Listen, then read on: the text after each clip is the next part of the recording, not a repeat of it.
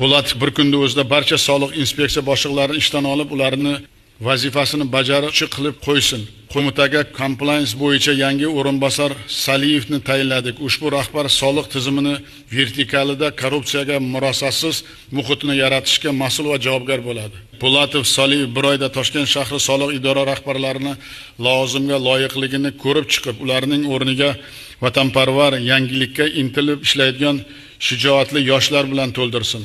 Shahar departamenti o'rinbosari G'aniyev qo'shtirnoq ichida tadbirkorlarga soliqdan qochishda yo'l ko'rsatib yuribdi. Xatamov Jahongir uni bugunda o'zida ishdan olsin.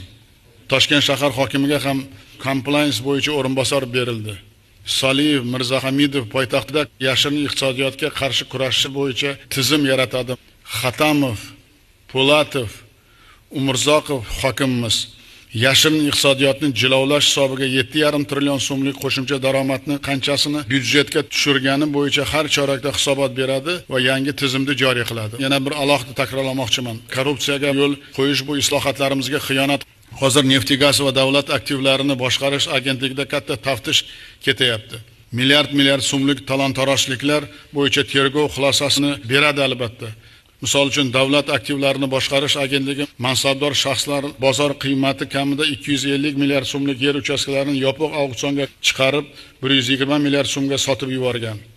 Shu bois kecha Ortiqov ishdan olindi.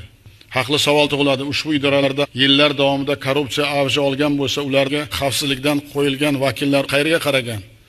Qurbonovga bir hafta muddat Neftigaz va davlat aktivlarini boshqarish agentligidagi xodimlarning mas'uliyatini ko'rib chiqsin.